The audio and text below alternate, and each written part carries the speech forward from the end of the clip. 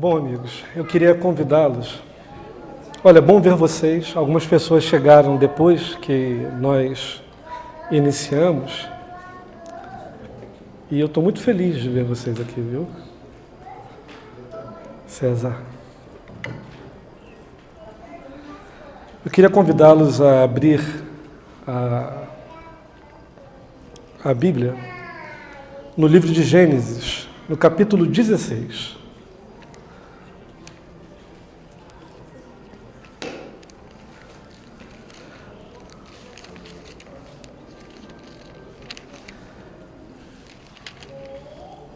Eu falei para a Ariane que eu ia trazer a minha Bíblia hoje. Ah, tá. E que é lê-la. Trouxe, está aqui, Ariane, eu trouxe. Mas não vou lê-la.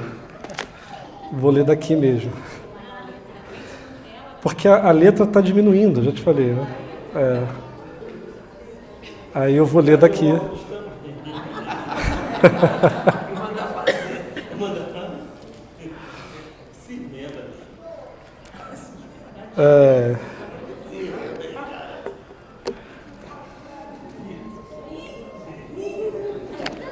Vamos por aqui mesmo. Olha só, é o livro de Gênesis, capítulo 16. Eu queria... Tem aqui, né? Essa dá para enxergar. Vamos lá. Olha, diz assim: Ora, Sarai, mulher de Abrão, não lhe dera nenhum filho. Como tinha uma serva egípcia chamada Agar, disse a Abraão: já que o Senhor me impediu de ter filhos, possua a minha serva. Talvez eu possa formar família por meio dela. Abraão atendeu a proposta de Sarai. Ele não pensou duas vezes, né? Quando isso aconteceu, já fazia 10 anos que Abraão, seu marido, vivia em Canaã. Foi nessa ocasião que Sarai, sua mulher, lhe entregou sua serva egípcia, Agar. Ele possuiu Agar e ela engravidou. Quando se viu grávida, começou a olhar com desprezo para sua senhora. Então Sarai disse a Abraão: caia sobre você a afronta que venho sofrendo. Coloquei minha serva em seus braços, e agora que ela sabe que engravidou, despreza-me. Que o Senhor seja o juiz entre mim e você. Respondeu Abraão a Sarai: sua serva está em suas mãos. Faça com ela o que achar melhor. Então Sarai tanto maltratou Agar que esta acabou fugindo. O anjo do Senhor encontrou Agar perto de uma fonte no deserto, no caminho de Sur, e perguntou-lhe: Agar, serva de Sarai, de onde você vem? Para onde você vai? Respondeu ela: estou fugindo de Sarai, a minha senhora.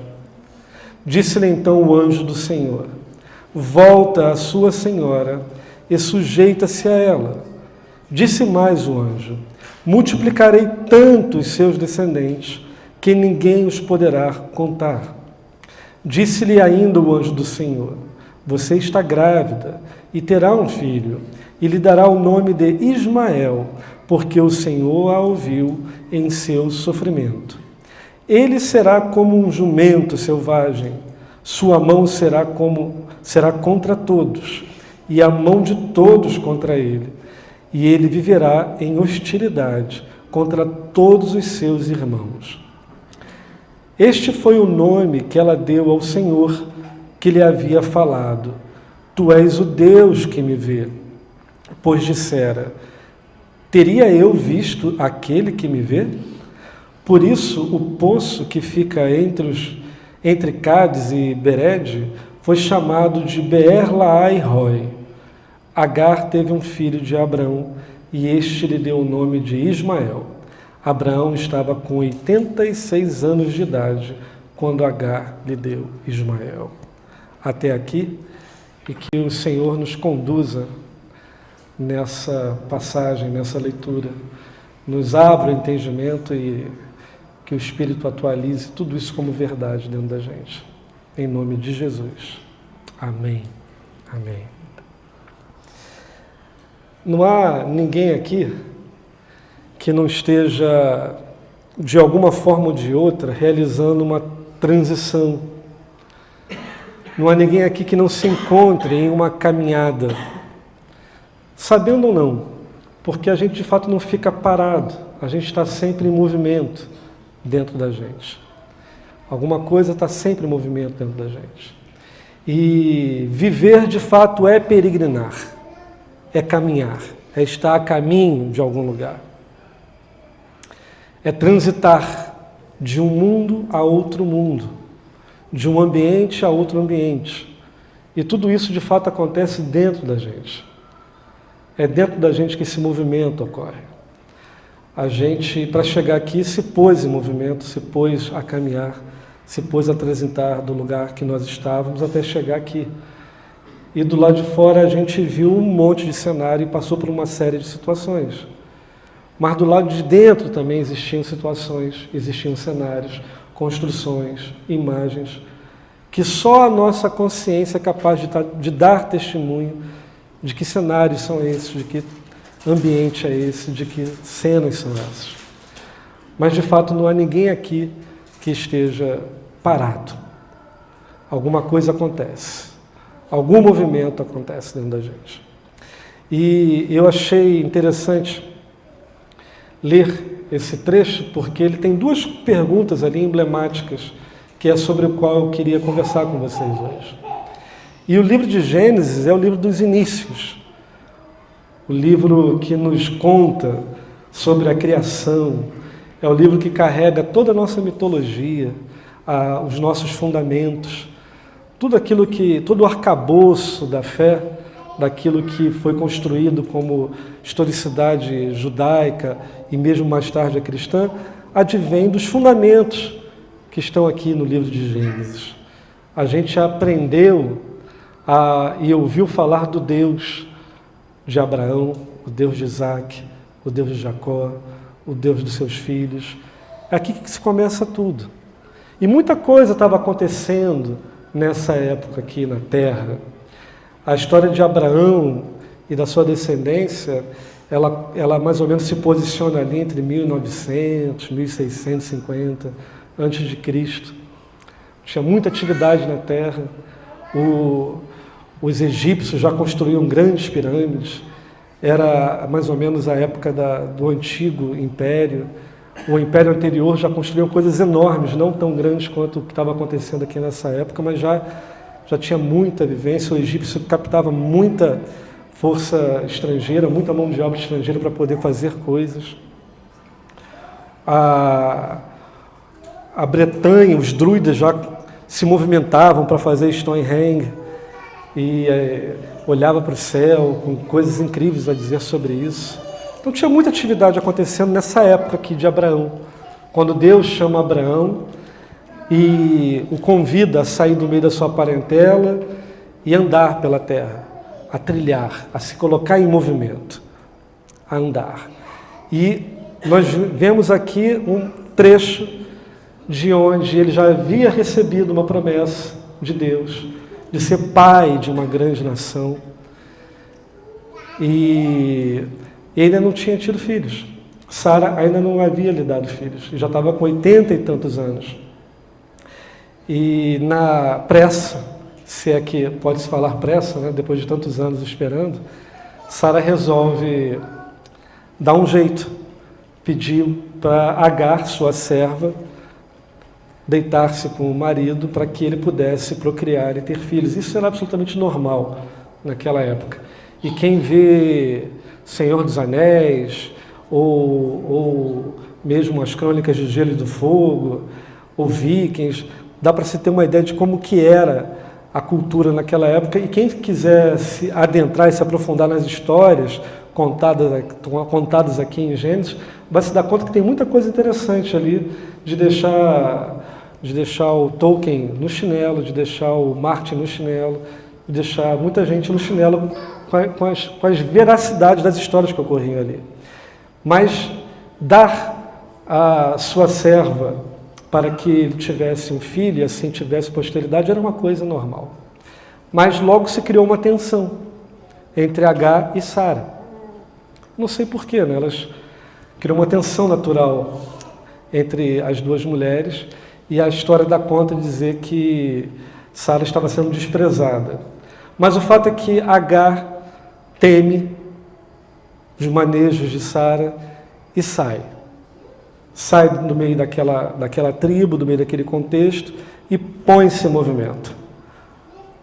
Dá-se em retirada e começa a sua trilha sozinha. E é aí que aparece a primeira pergunta que eu queria pensar com vocês hoje aqui, porque ela é emblemática, é atemporal e nos serve hoje como reflexão, porque, de fato, toda a palavra de Deus é útil para que a gente possa repensar a nossa própria vida, a nossa existência, se pensar diante da realidade e até mesmo corrigir o nosso pensamento e o nosso imaginário acerca de Deus. E nessa caminhada, ela para diante de uma fonte, Agar para, e se dá conta que está diante do anjo do Senhor, que é uma figura, e pergunta para ela e fala: Sara, de onde você vem? De onde você vem? E para mim essa pergunta é emblemática, significativa, atemporal, porque cada um carrega uma história, cada um carrega uma vivência, cada um chegou aonde está com base na bagagem que construiu até chegar ali. E o anjo do Senhor, ao perguntar para ela de onde você vem, está dando a oportunidade a ela de rever a sua história, de revisitar o seu passado, de ela encontrar-se consigo mesma e saber de onde que ela está vindo afinal. Porque ela podia estar vindo de muitos lugares. Apesar de estar fugindo de Sara, que é o que ela fala, eu estou fugindo de Sara. O que acontecia no interior dela podia ser muito mais amplo, muito mais profundo. Porque, como eu falei, do lado de fora, a geografia é uma, mas do lado de dentro, a geografia é outra. As cenas são outras. O que habita o espírito dela naquele momento pode ter proporções muito mais drásticas do que ela supunha estar acontecendo do lado de fora. De maneira que o anjo pergunta para ela: de onde você está vindo? Afinal de contas, o que é que está acontecendo? O que é que você está trazendo aí na sua bagagem? Ou ainda, como é que você veio parar aqui? Por que você está aqui nesse momento? Ou nesse estágio da sua existência, da sua vida, da sua experiência da realidade? O que te trouxe até aqui? Essa é a pergunta que o anjo do Senhor faz a ela, mas que de alguma forma ecoa para a gente hoje aqui também, em qualquer momento, mas sobretudo no dia chamado hoje. De fato, o que você está fazendo aqui? E de onde é que você está vindo, afinal de contas? Qual é a tua história? Qual é o drama? O que é que foi que aconteceu com você? Por que você está aqui hoje? O que é que você carrega no teu coração, na tua alma, no teu espírito? A resposta de Sara a essa pergunta é: olha, eu estou fugindo. Eu estou fugindo de Agar. A resposta de Agar foi: olha, eu estou fugindo. Eu estou fugindo. E não seria estranho se muitos de nós aqui também não estivessem fugindo de alguma situação bastante específica, ou não. Porque Agar dizia estar fugindo de Sara. Mas qual era a interpretação de Agar sobre essa realidade? Era as mais diversas. O texto não dá conta, a narrativa não dá conta de dizer os detalhes do que estava acontecendo ali. Podia ser só uma interpretação, um olhar ou uma lembrança do que ela já havia presenciado, da relação de Sara com outras servas. Talvez pudesse ser até mesmo subjetivo. Não dá, o texto não dá conta de dizer o que podia estar acontecendo. mas ela carregava no seu interior o estado de fuga. Ela estava fugindo. Fugindo era o estado de Agar. De onde você veio, Agar? Olha, eu vim de longe porque eu estava fugindo.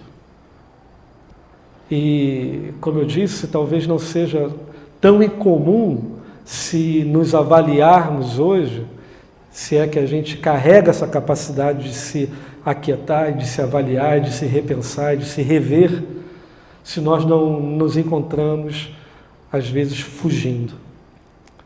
Ou de alguma lembrança, de alguma experiência dramática, de alguma história, de algum medo, de alguma insegurança, de alguma coisa que a gente não sabe, ou talvez de alguma coisa que a gente saiba, de alguma angústia, de alguma dor.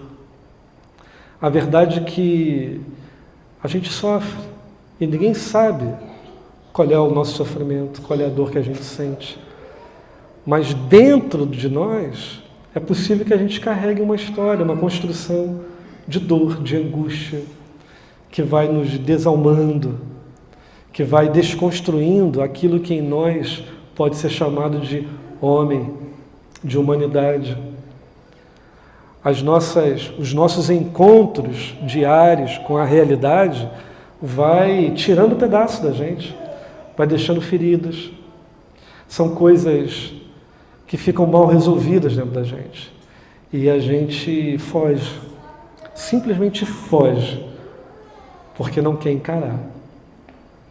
Porque resolveu não chamar pelo nome, resolveu não abordar, resolveu não tratar.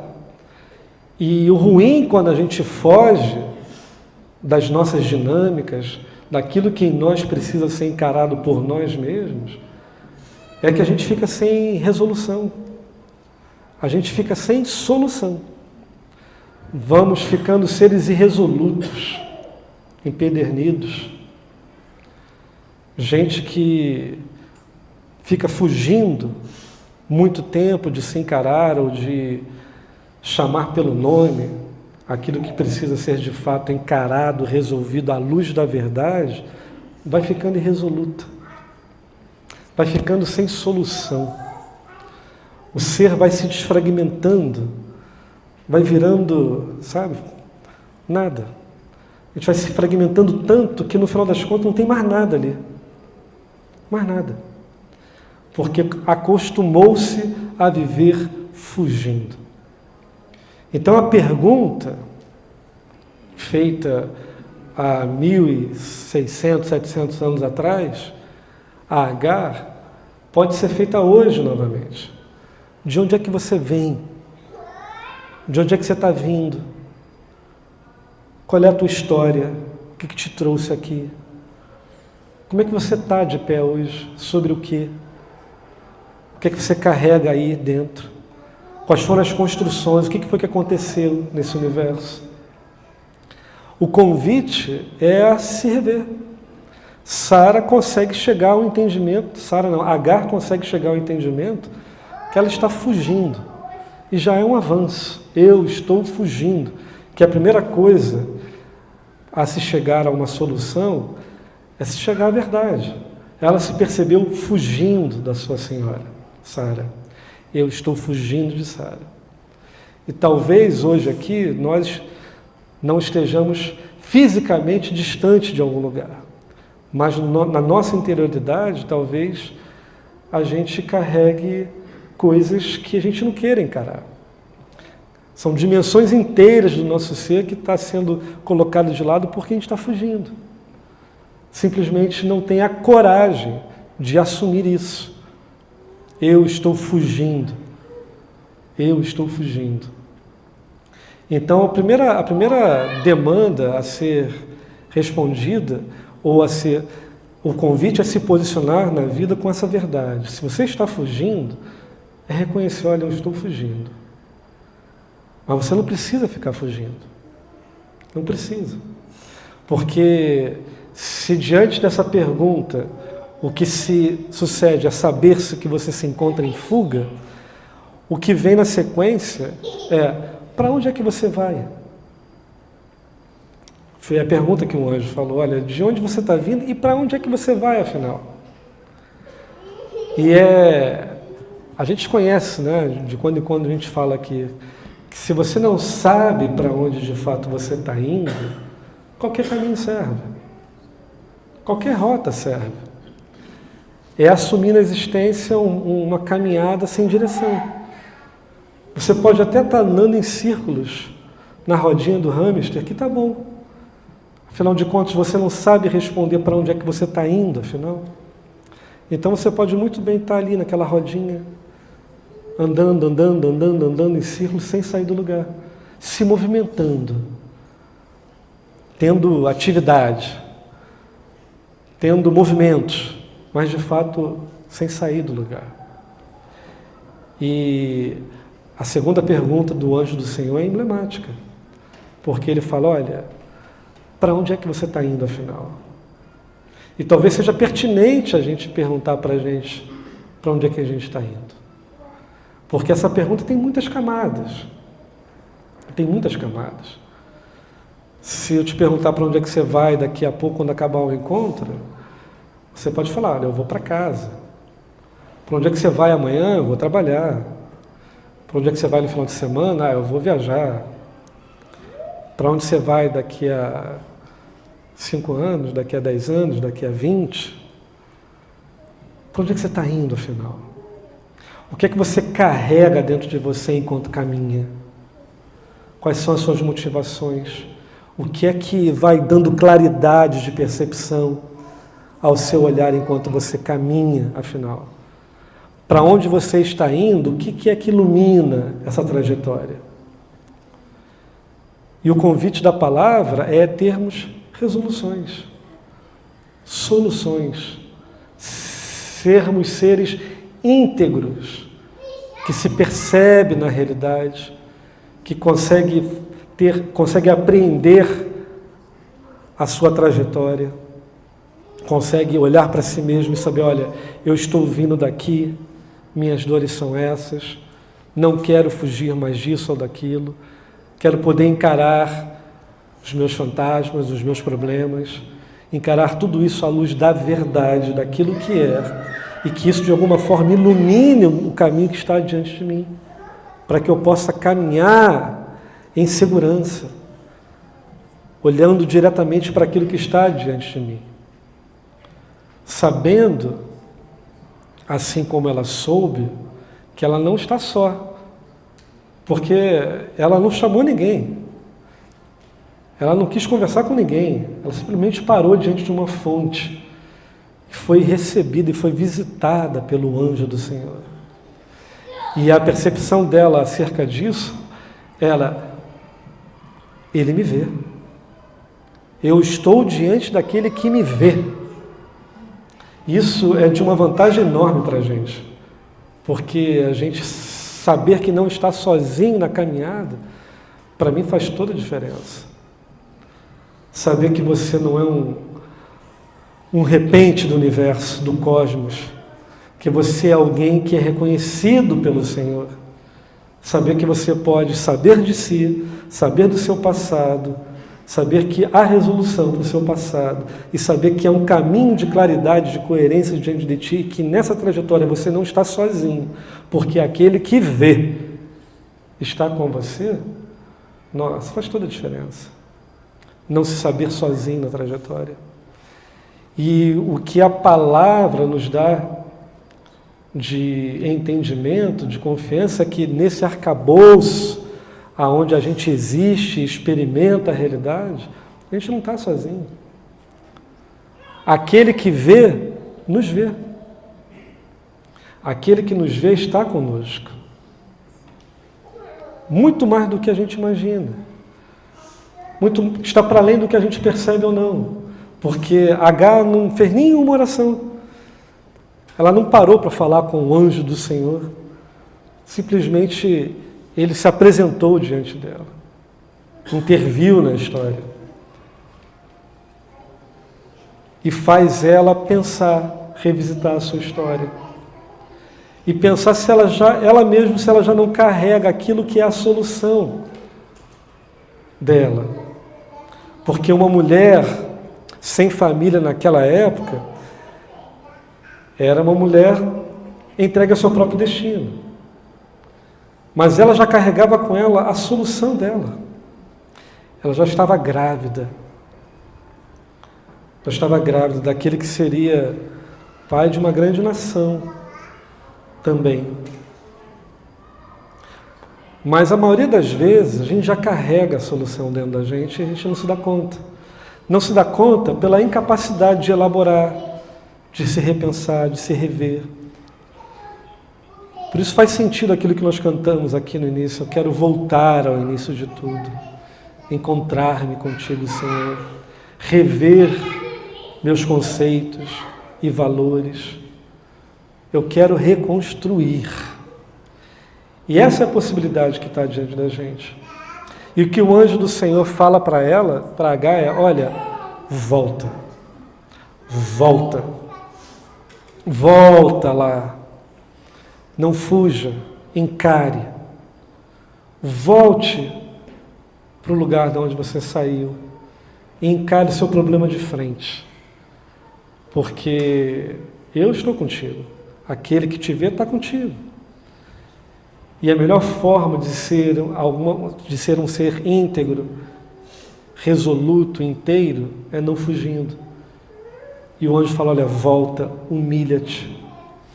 E humilhar é reconhecer a verdade. É reconhecer na sua trajetória aquilo que foi bom, aquilo que foi ruim, aquilo que é capacidade, aquilo que é vício, aquilo que é comportamento que não vale a pena ser nutrido e aquilo que vale a pena investir. Ter humildade é ter a capacidade de reconhecer a verdade, seja ela a seu favor ou não. E quando você reconhece o que não é a seu favor, é a seu favor também. Então o direcionamento ou a provocação que a palavra faz é: olha, de onde você vem, para onde que você vai, e atenta aonde é que você está, volta lá e resolve. Foi o que o anjo falou: olha, volta, volta, encara o seu medo, encara esse pesadelo, encara a sua insegurança, encara a sua angústia, encara a sua dor. Seja lá o que for que te coloque em movimento, em ritmo de fuga, encare, encare, encare. Porque as coisas machucam de fato, algumas coisas machucam. Dor dói. Dor dói. Dor é machucado. Dor dói. Mas sofrer é interpretação. É como você apreende a experiência que lhe sucedeu. Então o convite é: olha, volta lá, revisita isso. Tenha um novo olhar sobre essa tua história. Ganhe novo ânimo. Não fuja da verdade, porque a verdade liberta. Ela liberta. Ela tem essa capacidade de abrir caminhos. Tome decisões. Decisões, de fato, movem o nosso interior, cria espaço para coisas novas. Então, diante do que a palavra, nesse trecho que nós lemos, propôs, eu faço a pergunta: de onde é que vocês, afinal, estão vindo? De onde é que você está vindo? O que é que você está carregando? Para onde é que você está indo, afinal? Para onde é que você vai? Saiba que aquele que vê lhe assiste diariamente. Haverá sempre uma fonte, um lugar de parada, recurso, tempo de respirar para se alimentar. Ela parou diante de uma fonte, tinha recurso ali para ela. Tinha alimento, tinha nutriente, mas não era para ficar parada ali. Era para voltar, se encarar, propor coisas novas, propor se reconstruir à luz daquilo que importa, de interpretar de maneira nova a luz da verdade, para que haja, agora sim, uma imagem mais nítida de para onde você está indo. Aí essa pergunta, para onde você vai, que tem muitas camadas, pode ter mais profundidade, mais densidade. Você agora já pode caminhar na existência, mas não como uma marionete, refém das emoções, refém dos sentimentos, ou refém de qualquer estrutura que visa impor sobre nós pressão, tensão, ou requerer de nós interpretações diferentes daquilo que pode ser verdade para a gente, fazer bem para a gente. A gente pode caminhar agora de peito aberto, iluminado por aquele que nos vê, caminhando em fé, tendo a mente e a consciência aberta para aquilo que seja verdade, para aquilo que seja palavra, e que isso possa ir clareando e purificando o nosso interior, nos dando mente atenta,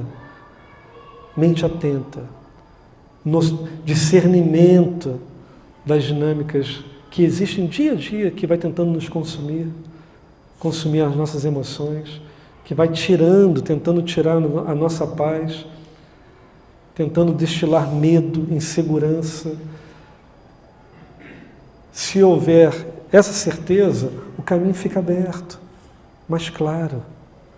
Você não precisa mais fugir do passado. O passado virou história. O passado e a sua dor viraram história. Sendo bom ou sendo ruim. Se extraiu o significado daquilo ali. E agora ganhou novas circunstâncias. A gente não precisa ficar mais preso lá. A gente está liberado para caminhar para frente, esquecendo das coisas que para trás ficaram, é o que Paulo fala, caminhando para as coisas que estão bem diante de nós. E tomara seja assim com cada um de nós, tomara o Espírito nos ilumine e nos dê capacidade de discernir o nosso caminho, e que, se perguntados para onde é que você está indo, a gente saiba dar essa resposta, em todos os níveis. Em todos os níveis. Porque isso é bom que a gente saiba para onde a gente está indo. É bom. Tanto no plano da realidade, onde a gente experimenta o dia a dia. É bom você saber ter uma direção, ter um projeto, ter definições, ter estabelecimento de referenciais, porque isso nos dá sentido de progressão. Então é bom que você possa olhar, chegar na segunda-feira e saber que na sexta-feira você caminhou um percurso, realizou coisas. É bom nesse sentido, mas também é excelente no nível mais interior, mais transcendente, de saber para onde é que você está indo, afinal. Não importando qual é o caminho que se estabeleça aqui na Terra dos Viventes e nessa estrutura da realidade. É bom saber para onde você está indo, de onde nós viemos e para onde a gente está voltando. Tomara que isso dê força, tomara que isso abra a nossa mente e nos encha de confiança e esperança naquele que nos chamou para a sua luz, para aquele que nos assiste, para aquele que nos vê. Sabendo você disso ou não, tendo você noção disso ou não, ele nos vê e está presente. Vamos ficar de pé e vamos orar.